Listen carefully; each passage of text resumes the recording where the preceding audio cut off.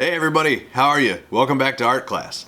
So today we're going to keep working with color, kind of the same ideas that we've been using the last couple weeks. We've been doing things with color, trying to figure out what colors go well with each other, how we can use colors to make us feel certain ways, things like that. And for that, today we're going to focus on one specific artistic movement. Different time periods in art history are referred to as art movements. There might be a 10-year artistic movement, there might be a 40-year artistic movement. It's hard to say early in the morning. But the thing about an artistic movement is there's a lot of artists making art that is similar, that have some things in common. So the artistic movement that we are talking about is from the 1950s, and it was called pop art. So pop art is famous for a lot of reasons. The reason pop art kind of became a thing, this was right after World War II. So we had like a pretty long, pretty sad time period in our world.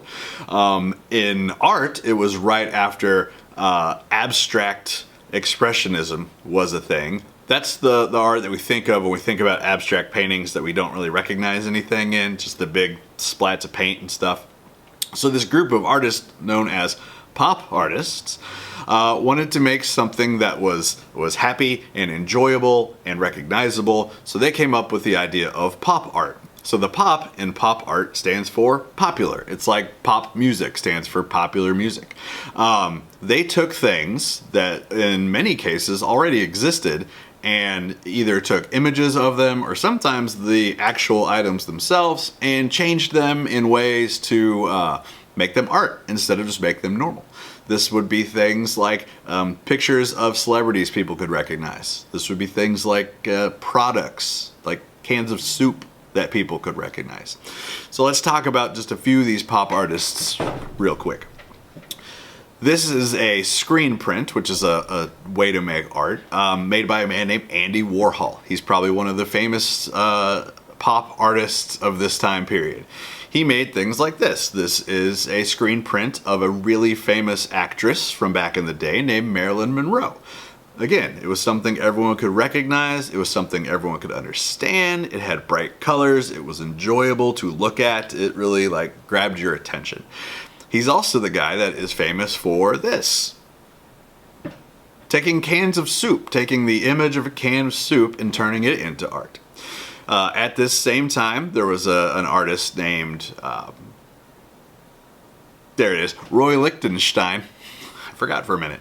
Roy Lichtenstein. He's famous for taking images based on comic books, like this one, and turning that into art. Again, same thing. Simple, bright, colorful, things that people could recognize. Even though the pop art movement is no longer happening, there are still artists that make art now that would have fit into that category. That's kind of based on the same ideas. Simple shapes, bright colors, things that we can recognize. This is an artwork made by a Japanese artist named Takashi Murakami. As you can see, bright colors, simple shapes, things that we can all recognize. So even though this is not, technically from that same time, that same artistic movement, it uses a lot of the same ideas. So now the artist that we're going to specifically focus on today, and the person who we're going to base our project for today on, is a man named Wayne Thiebaud. And Wayne Thiebaud is famous for painting desserts. Things like cakes and pies and ice cream and stuff that all looks pretty delicious. If you watched the video up above the lesson, that was all about him, all about his artwork. So we see some of those pop art ideas in his paintings like this one, right? It's a simple image, it's bright colors, it's something repeated over and over, but changed a little bit. The shape, the overall shape is the same, but in this example with the cakes, they're decorated differently. They use different colors of icing or whatever toppings he has on them. So this is an example of what our artwork is going to be based on. So we are going to make some desserts.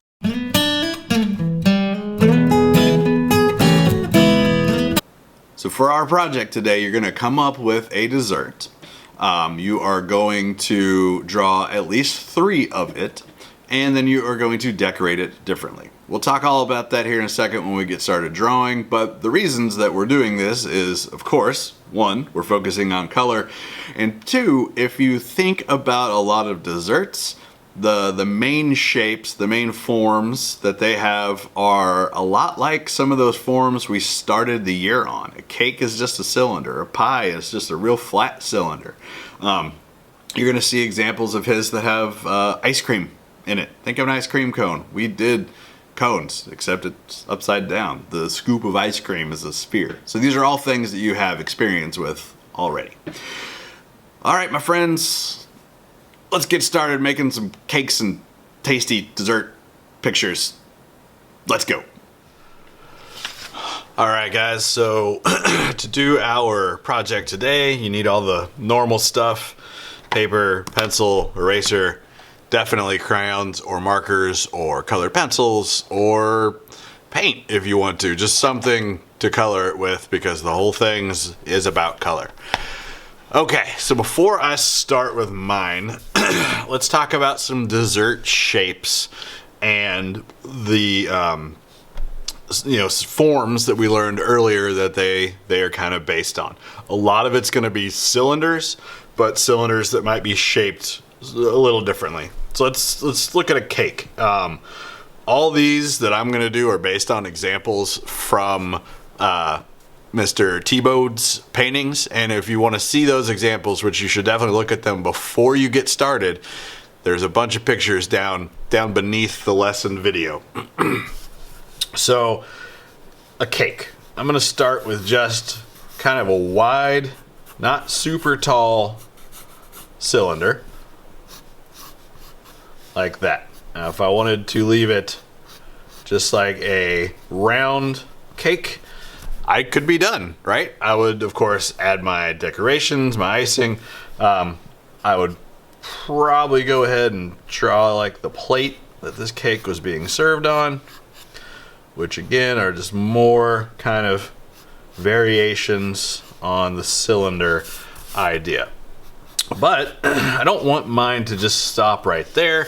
I kind of like how his looked, where there was like a piece cut out of it. So I'm going to go to the very center of this oval that I drew, and I'm going to draw one line coming out here, and I'll make it go straight down. And then I'll go, let's say, there. And I will go straight down like that. So now if I get rid of this, and I transfer this line down to here, well, now it looks like my cake has a slice taken out of it. If I wanted to make it look like a layer cake, this would be the time to show those layers or something like that. So there's a cake idea for you. Let's talk about a slice of pie. So if you look at a slice of pie from above, it's kind of like a triangle with a curve on it, right? So I'm going to draw not directly from above, I'm going to draw it from the side. So I'm going to start with a triangle that has a curve on one side. Now I'm going to have a bumpy line for the pie crust. And then I can go straight down here, straight down there, kind of bring that in. Now it's like a 3-dimensional form of the pie. And I would draw whatever my filling was here. Maybe it's an apple pie, so I'm going to have some apple slices or whatever. Same thing, if I want to put it on a plate, I'll draw that last so that my dessert overlaps it correctly. All right, let's see. Let's do one more. Let's talk about some ice cream.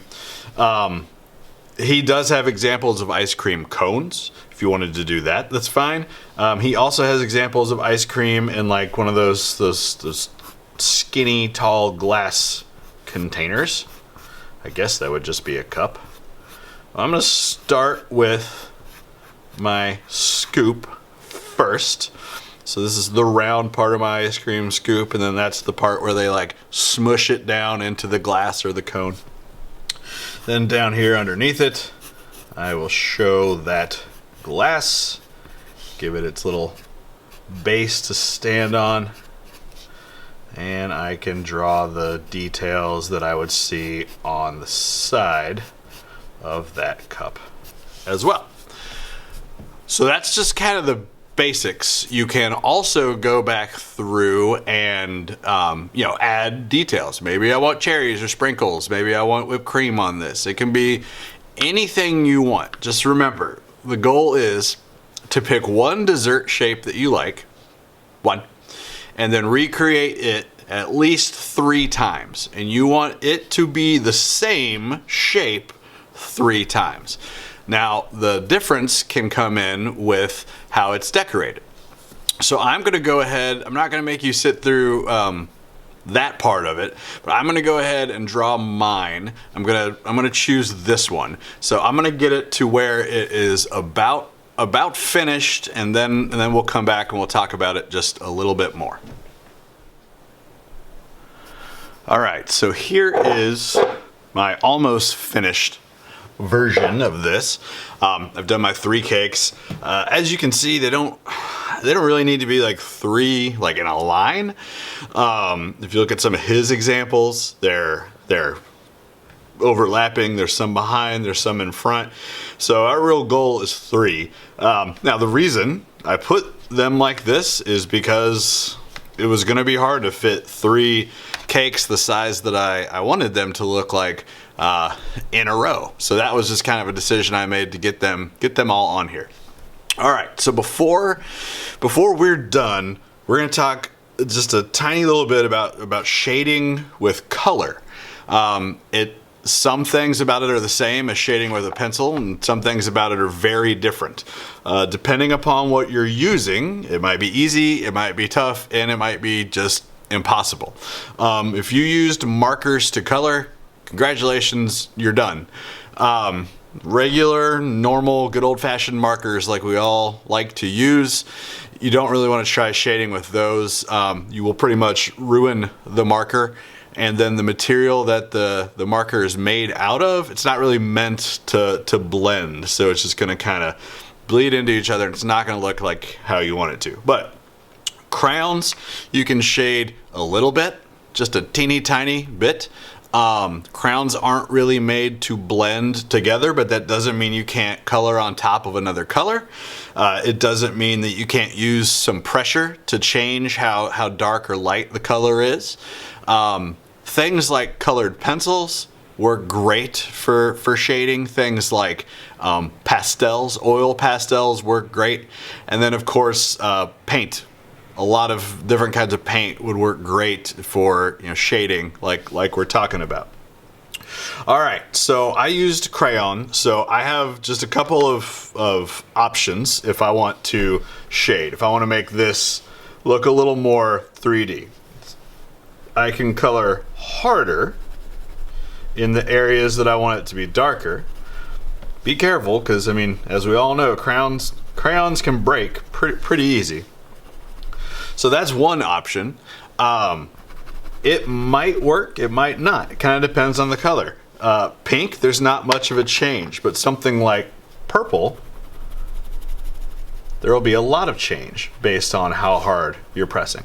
So that's something to kind of just experiment with and figure out. Now, if you were painting this, let's say, and you wanted it to be darker, you can't really paint harder, right? I mean, you could do maybe different amounts of paint, different thicknesses of paint, but one of the main ways that we show shadows is by using darker paint. Now that might be, if this is light purple, I might come back with darker purple in this area, which you can either have darker purple paint or you can blend mixed colors together to make your own. But another way is to add a completely different color to it. So if I started out, like down here, if I started out with my pink, maybe I want to use purple to do my shading.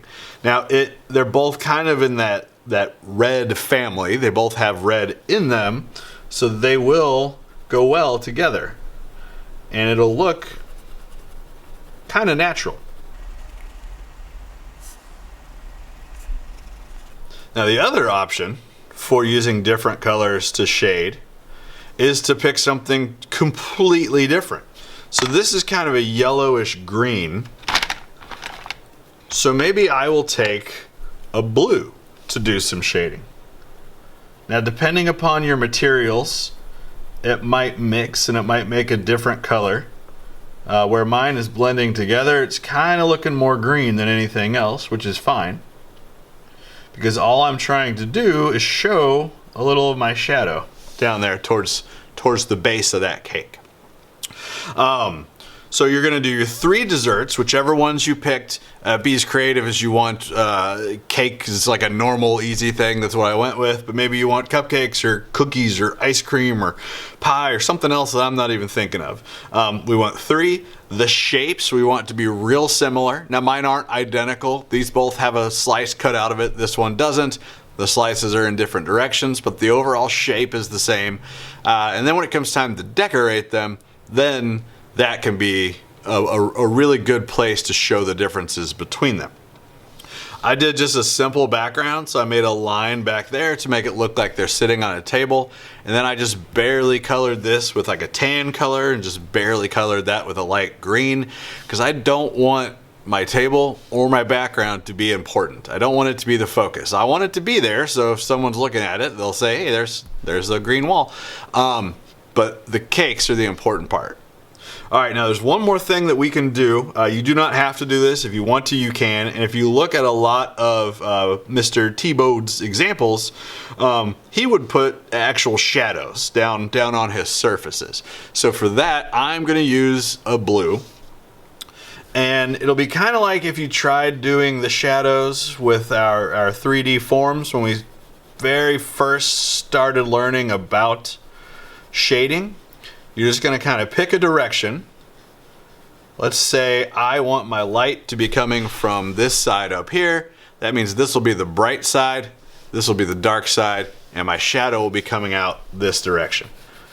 Now you don't have to make these super dark. If your table's light, then really anything will show up. And you want your shadow to kind of mimic the shape.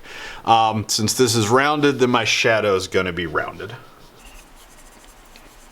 There are really interesting ways that use math and angles, vanishing points, things like that to find out exactly where a realistic shadow would be.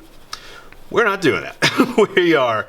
We're just kind of picking a direction, going with it, and trying to make it look as real as we want to, as real as we can.